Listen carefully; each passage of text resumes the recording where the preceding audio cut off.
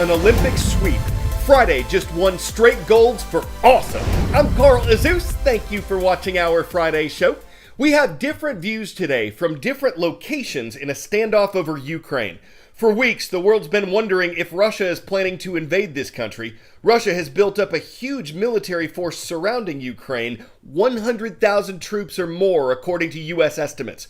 Russia borders Ukraine, and it hopes to limit Western influence in that country.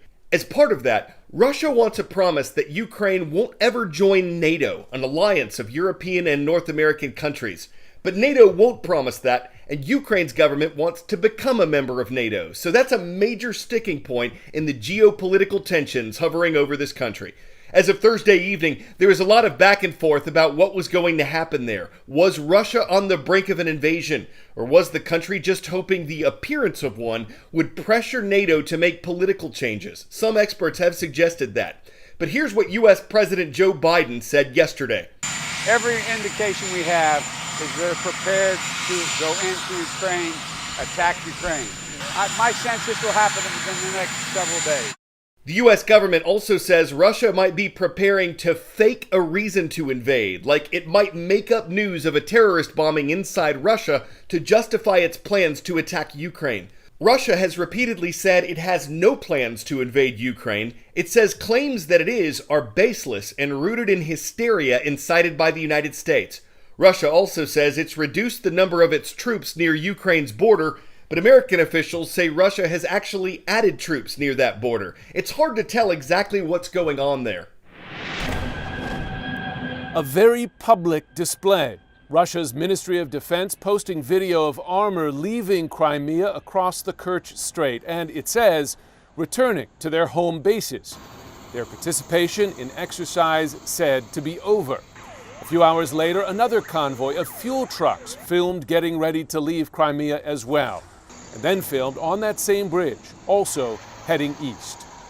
All part of a choreographed effort by the Kremlin in the ongoing information war over its intentions in Ukraine. Russian diplomats across Europe scoff at Western claims that an attack is imminent.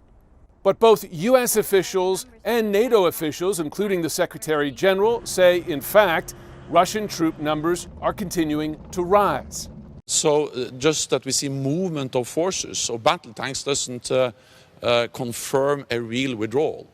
It has been a bit up and down, back and forth all the way, but the trend of the last weeks and months has been a steady increase in the Russian capabilities close to Ukraine's borders. This is one of the videos issued Tuesday by Russia's defense ministry on units beginning, it claims, to go home. Followed up on Wednesday with more footage of the tanks loading onto trains, destination unknown.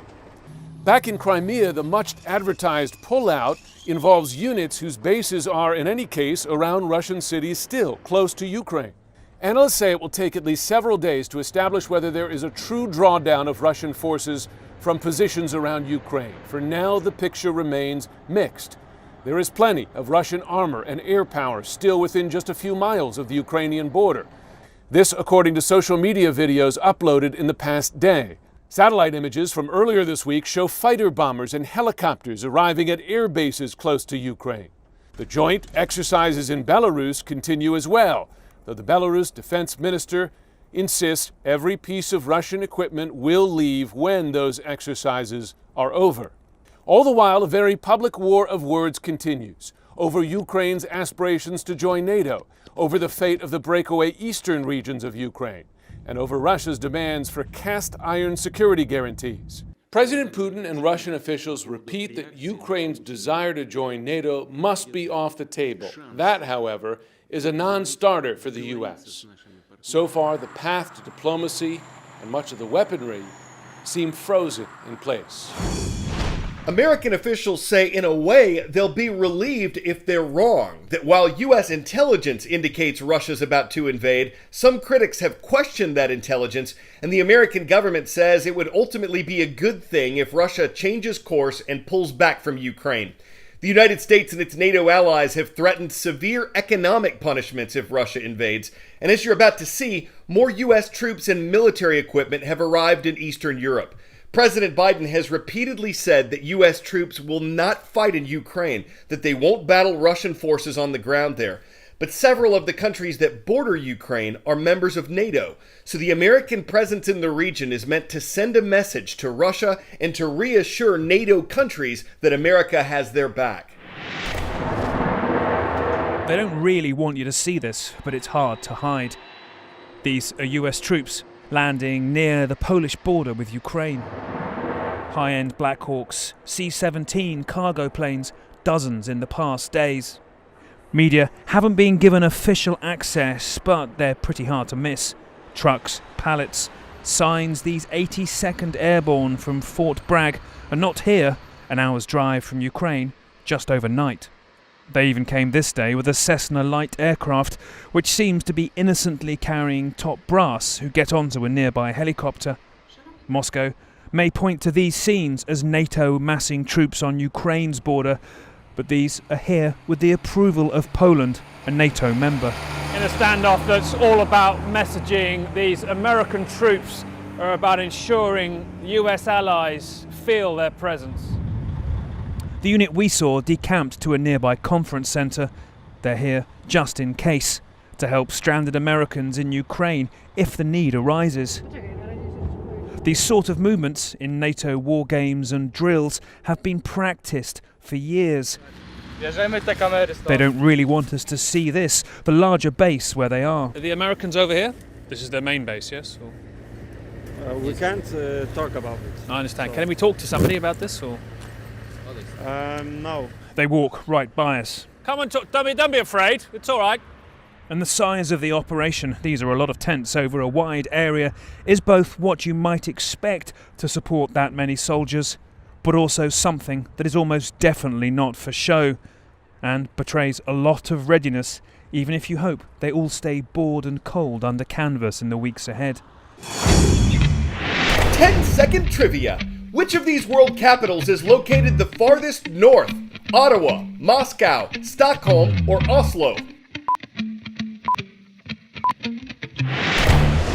The Norwegian capital of Oslo is just a bit farther north than Stockholm, Sweden.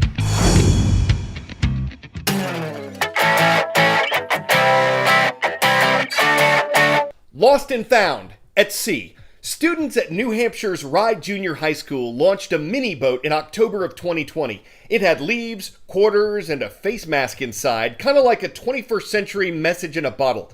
The school followed it through GPS until the tracker apparently gave out last fall. But then, in late January, a ping. The boat indicated it was on an island in Norway. A 6th grader there helped retrieve the damaged vessel, and now 2 schools are connected through a boat's transatlantic trip. It's a Keely good boutcome, considering in mast cases, a vessel with missing ports faces an uphill battle when weather warnings are stern, sails hit the deck, waves and skies boom, all rope is lost. If it's not trans something, it's a rudder, which is why people wave around that phrase, whatever floats your boat. I'm Carl Azuz.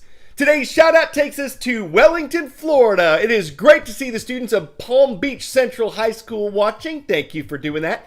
We will be off the air Monday for the President's Day holiday, so we hope to see you right back here on the 22nd for more CNN